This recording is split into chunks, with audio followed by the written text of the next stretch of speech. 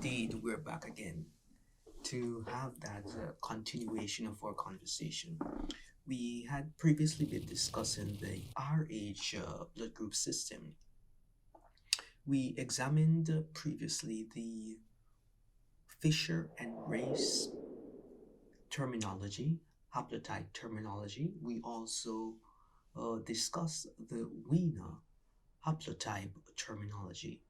Now, today, we are going to embark on a continuation of that said journey, but we are going to move into a new type of nomenclature, and that nomenclature is the Rosenfield nomenclature. This one is going to be a little bit easier for us to digest based on the fact that we have an understanding as to the Fisher and race terminology. So we're going to try to extrapolate from the information that we're given and determine how can we transpose it into determining the Fisher and race system.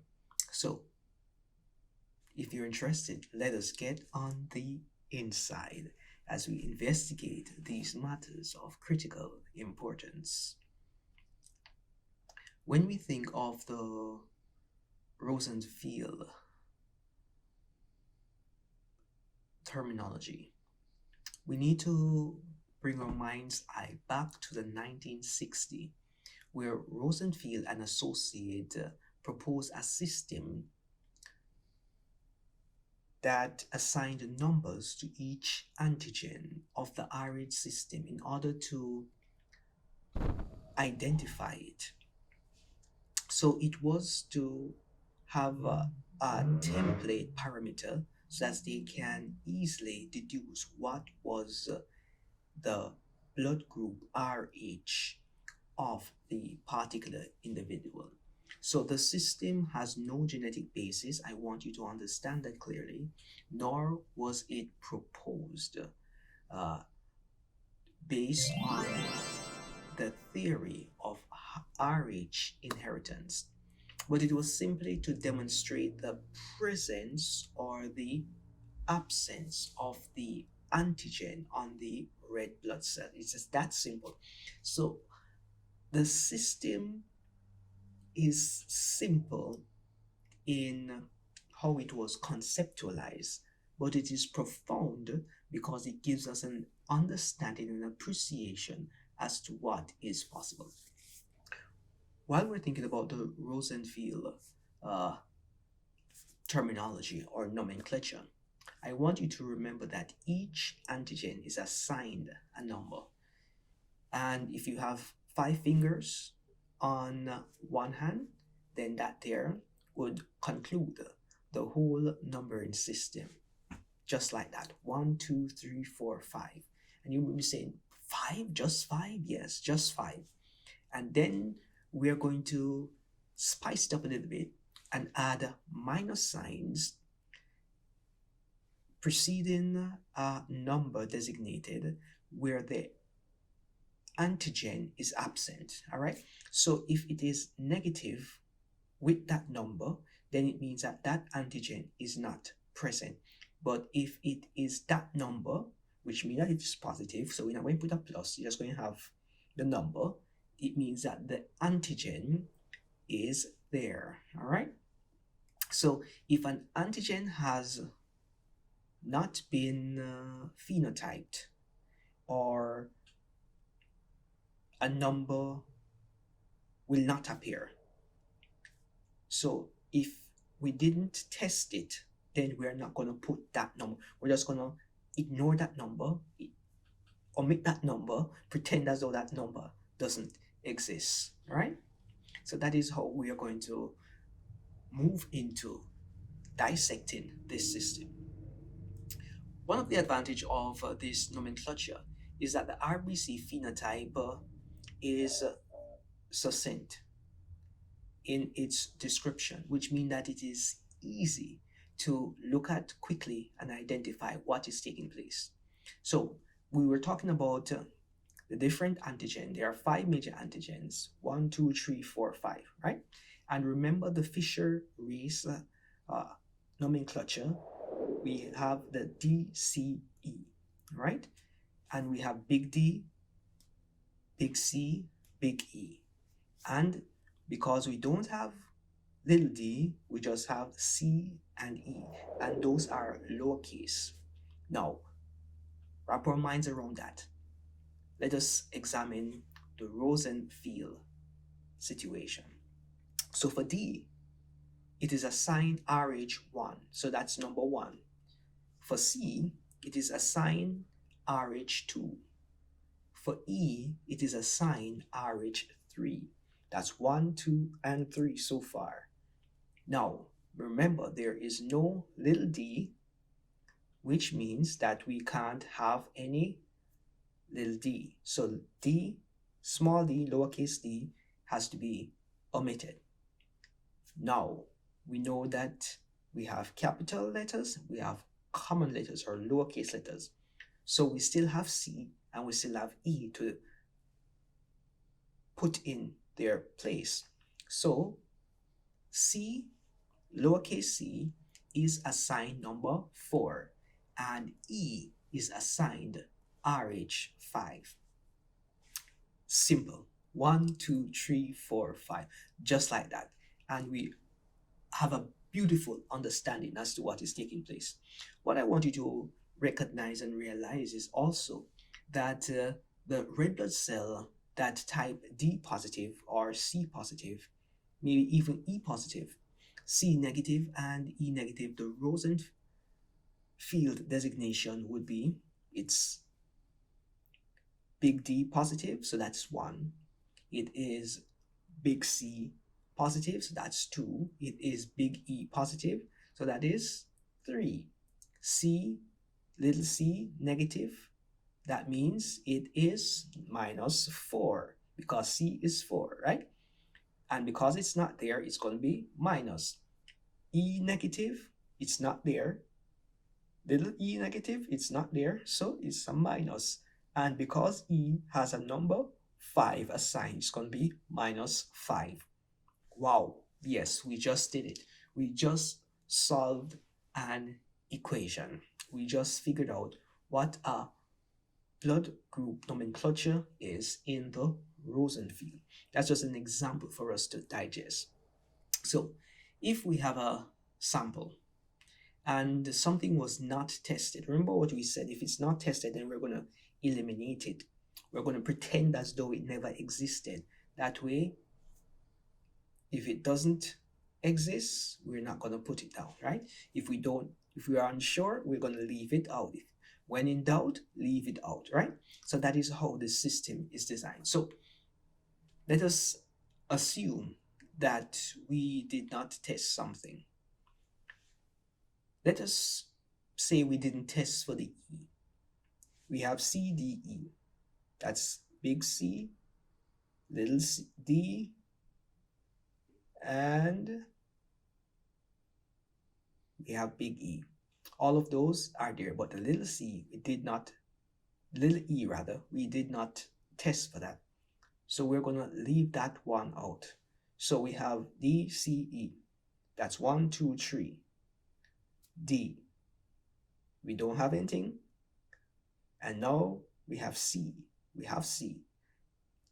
But guess what? We tested all these, but we didn't test for number 5, which is little e. Good. And because little e was not present, what happens? We do not put it down. So I want to give us a visual. So what I'm going to do, I'm going to reach for the tablet and we're going to try to get into the tablet and position ourselves from a visual perspective so we can have an appreciation as to what is really happening. All right.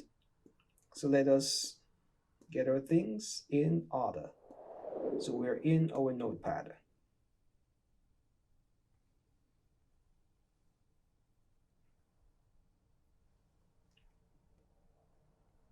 All right, let's see if we can get this set up.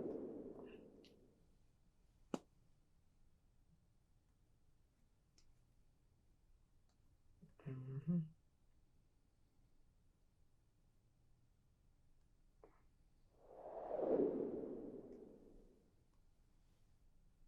Let me start a new notepad and see if we can get that on the way, because the old one isn't responding. Let us touch it. All right, let us see if we can swipe it up. It's not responding. All right, let's go to another page. Let's see if we can go to another page.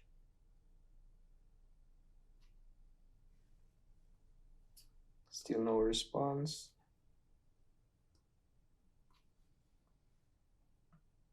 All right, so let me see if I can start a new notepad. Okay, I think I've gotten it. So now we're at a new page. Very good. So thanks for your patience. Technology sometimes is not our best friend. So remember the Fisher race? And now let us get some writing down. Let's get a pen. So we had a Fisher race, Fisher, Fisher and race, RECE, terminology, which had the DCE. All right. Now, when it comes down to the how do we say that? The Rosenfield nomenclature, we are going to have a similar setup. All right. We're going to have D, C, E. All right, because we have to count 5. You have 5 fingers on one hand, right? That is how the setup is. But remember, there is no little d, so that there is out. But we have little c and we have little e. So now let us number them. So this is 1, D, C is 2, E is 3, little c is 4, and little e is 5. So if we put this into perspective, we can see what is happening. All right. So basically, this is just an expansion of the fisheries terminology in a sense, not fully, but we have an appreciation as to what is happening. All right. And we already indicated that if it is present, it is going to be a positive number, or the number is going to exist by itself. If it is negative, which means that it is absent, the antigen is absent, then there's going to be a negative number assigned to the position. All right. And if we did not test it, we're going to pretend as though it does not exist. So we're going to eliminate that from our number notation. All right. So let us try to see if we can get some examples done as we compare both the Fisher race and the Rosenfield. The winner should be fresh in your mind, and if we can do the Fisher race and the Rosenfield, you can extrapolate from the Fisher race and put it back to the winner terminology. All right? So that is what we are going to spend a few moments to do, so that we can have a pretty decent appreciation and understanding of what is taking place. So now let us get into our setup. All right.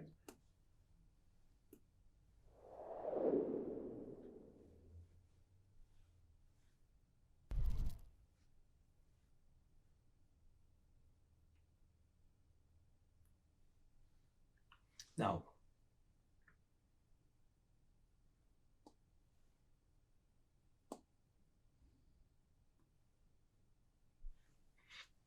let's say we have fisheries. We're going to call it FR, and then the Rosenfield is going to be a R, right? So let's just say we have D, C, E. Big D, little e, big C, and then we have CE. So if we use this information, what is it that we're going to be generating? This here would tell us that D is present, that is 1. C is present, so that is 2. E here is not present. Big E is not present, so that there is going to be a minus 3. All right? So we have C, little c is present, so that is going to be 4. And little e is present, that is going to be 5. Just like that. Problem solved. All right? Let us try another example. What if we had a big D, big C, then we had little e slash, or then we had another set of big D, big C, and little e. What is this saying to us? Let us do it as simple as we can do it. So this is saying that D is present. So number 1, C, big C is present. Number 2, little e is not present. So that's going to be a minus. And we are realizing that big D is here. And we have big C here as well. So number 4, little c is not there. So we are going to have minus 4. But we have little e. So this is going to be 5. So if things fall into place, then they will have their number assigned to them. But when they fall out of place, then they're going to be a minus because they are not there when they should be there. So that is going to give us a minus, just like that. Now, let us try another one. And when we go through them, you should have an appreciation as to how you can do this independently. I am just giving you the guide so that you can look at any situation and figure out what is taking place and how you can approach the said question. So we have D, C, E. When we look at this, we know that D is there, so that's 1. Big D is there, big C is there, so that's 2. Then we look at it and little e, we have a little e. We have little e. Little e is here. But isn't it C, D, E? So if little e is here, what we're expecting?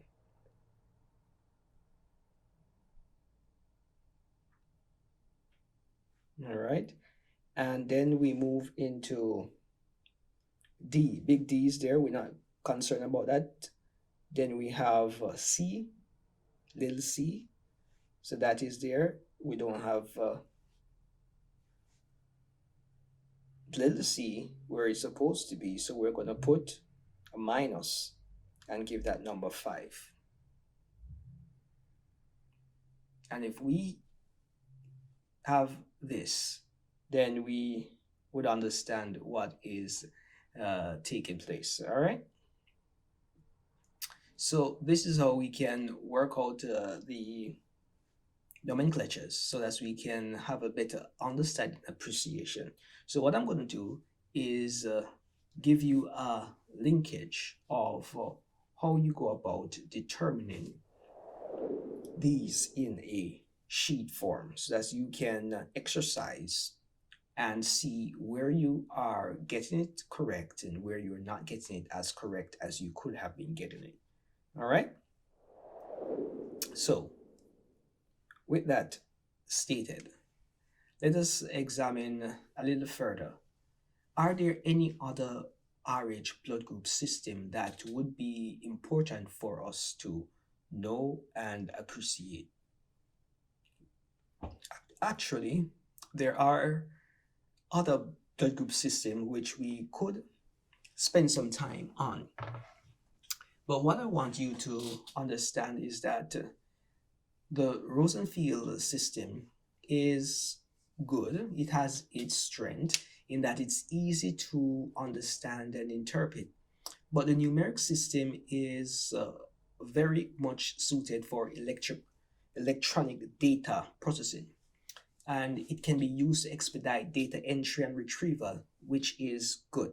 But the limitation that exists is that other blood groups have similar nomenclature, and that there can be confusing. So in order to navigate around these similarities, in other groups such as the Kell, the Duffy, the Kidd, and the others, what has been to be done is that the alpha has to be stated. So if it is RH, then RH has to be indicated and then the blood group numbering system. All right. So it basically means, let us do the first example again: BCE, big D, big C, lowercase e, slash C and E. What this means is that when we have D, C, and E, and C and E, we're going to still have 1, 2, -3, 4, and 5 as we had previously. But the only thing that is missing is the RH. All right, so when we have the RH, it tells us which group of antigens we're talking about. So it's just that simple. So you can have an appreciation as to what is happening. So if there's another group with a similar nomenclature, then they will put it in front so that you can identify it quickly. Now, when it comes on to blood banking and immunohematology, the problem that exists in most regards or most times is that laboratory systems are very secretive. So people don't like to share the data. And in order to have a standardized system of nomenclature for everybody to be on the same page, so that data can be transferred and information can be transmitted effortlessly and seamlessly, the World Blood Transfusion began to cooperate with each other, and then they started to share data. Then when they started to share data, they say, you have one system, we have one system. This is not going to work out. So the International Society of Blood Transfusion, the ISBT, formed a committee on terminology for red blood cell surface antigen. Right? So when it did this, its mandate was to establish a uniform nomenclature, so a uniform naming system that is both eye and machine readable, and is also in keeping with the genetic basis of the blood group system. So this was not just done haphazardly, it was done intentionally, right? So the ISBT adopted a 6-digit numbering system for the authenticated antigen belonging to the different blood group system. All right, so what I want you to understand and remember is that the first 3 numbers represent the system, and the remaining 3 the antigenic specificity. So if we have the RH, what number do you think the RH is going to be? Dun, dun, dun, dun. Well, let us expedite things and let me tell you. For the RH blood group system, the number is 004. So if you see 004 in this nomenclature, you know that we're talking about the RH system. And then each antigen is assigned to the RH system. It was given a number to complete. So you had 3 more numbers so that the machine can easily read it, right? So we need to have the 6 numbers. So when we're referring to the alphanumeric designation, to the Rosenfield nomenclature, there is some level of similarities that you will find pleasant. So we took the nomenclature in order so that you can have your mind wrapped around how they are used and how they are intertwined, so you can see how they were developed upon each other. So the alphanumeric naming system, what should we say? It was left to some degree unchanged, unchecked. And because it was unchanged in most regards, what happened is that there is great similarities. So it's easy to digest. All right. So therefore, the D is RH1, as we would have established. The C, RH2, and so forth, right? So there is no space between the RH and the assigned number. The phenotype designation include an alphabetical symbol that denotes the blood group, followed by a colon, and then the specificity number of the antigen is defined. So let us go back into our mind's eye. A minus sign preceding the number indicates that the antigen was tested but was not present. All right? So if there's a minus sign, the antigen was tested but it is not present. So a phenotype of D plus C minus E plus C plus E plus could be translated to, let us pull this up. So let us say we have D plus C plus and no, let us change this. So we have D plus, all right. We have C, capital C minus, we have E plus. This is going to be interesting. Then we have C plus, and we also have E plus, right? So this here can be transposed to D. All right, there is no big C, so there's little c, and there's big E, so there's big E. Then we slash that, bam, and then we don't have the D, so we're not going to put little d, so we're going to put C, and we're going to put E. Good. So we have that now, and then that there can be moved down to being R to R, all right? And this here, well, let us just take it from here, can also come all the way down, because this is easier for us to understand, to the RH, and we have 1 because the D is present. We have no big C, so that's minus. Then we have the big E, which is 3. Then we have, guess what we have? C, little c, which is 4, and it's in the right place. Then we have little e, which is in the right place as well. So just like that, we look at one terminology, nomenclature, and then we use that and extrapolated other nomenclatures, all right? So this here is a Fisher race, and this is a Rosenfield that we're talking about right now. And this here is the Wiener, and this now would be the international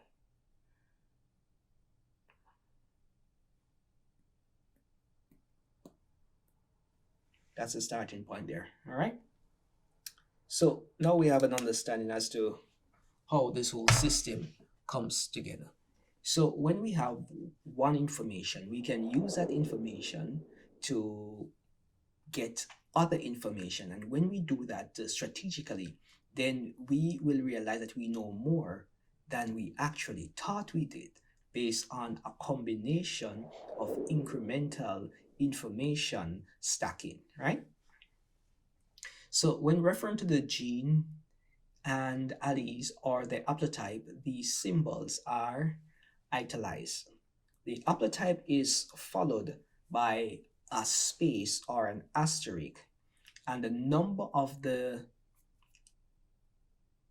specificities are separated. They are separated by a comma, all right? The R1 haplotype or the DCE would be RH1, 2, 5 or RH asterisk 1, 2, 5, just like that. So let us go back to the Rosenfield nomenclature, and we're going to look at it in comparison to the ISBT numbering system. So the Rosenfield nomenclature, we're going to start with the first one. The first one, you should know what that is already, all right? So it says it's RH1. So a RH1 would indicate that 004,001 in the ISB. So the Rosenfield one is 004,001. So we're going to keep the 004 because we're talking about the RH, right? So if we have 2, it's going to be 004,002. When RH3 is going to be 004,003. With RH4 is going to be 004,004. RH5 is going to be 004,005. RH6 is going to be 004,006. Good. RH7 is going to be 004,007. And it continues all the way to about in the 60s. So what I want you to understand is that as complicated as it may appear initially, it's not that complicated if you have the systems and the design that we have given to you in your mind. If you have those in your mind, you can put things in their right and respective places. So when we talk about the RH1, we're thinking about the DCE system. Think about that for the fisheries. So D is 1, C is 2, E is 3, and those are capital letters because the capital letters come, then the common letters after, or the lowercase letters come after, right? Then we have C, lowercase 4, and E, that is 5. So right there we have just completed the Fisher race system. So 1 in the Rosenfield will be D, and in the ISB it will be 004,001. So the same numbers in the Rosenfield is going to be transposed into the ISB, but we're just going to keep the initial sequence 004 to tell us that we're talking about the RH. That's simple. All right. So the more challenging area is to have the Fisher race and the Wiener being explained. So if you understand the first 5, or let's say the first 5, then you're in a good position, and then you can just build up over time with the others. All right. So that is just where we want to take it. And then when you have the Fisher and race, you can easily extrapolate and determine what the Wiener is saying to us, right? So 1, 2, 3, and just like that, we have covered the Fisher race, we have covered the Wiener nomenclature, we have covered the Rosenfield nomenclature, and we have extrapolated it into the ISBT numbering system. So what I'm going to do at this time is to leave on screen some of the other numbering system and what they stand for, so that you can have an appreciation, and in your spare time you can go and digest them as you see fitting. All right. And the next time we speak, we'll continue our discourse on the RH blood group system. I know that it may seem as though RH blood group, why are we spending so long on it? Because the ABO is a very important group. The RH is also important. And these are the 2 main blood group systems that you need to be intricately aware of and understand the principles and the fundamentals, because these are the most common groups that you will have to explore. The other groups are important, especially for those which are clinically significant. So we're going to get into them in brief, but these groups, the ABO and the RH, if you don't know anything else, as a medical technology, a clinical laboratory practitioner, medical student, you need to understand, a nurse even, you need to understand, an intern maybe, you need to understand the ABO and the RH blood group system. So, with that said, see you in the next sitting. This is your professor signing out. Until then, keep studying.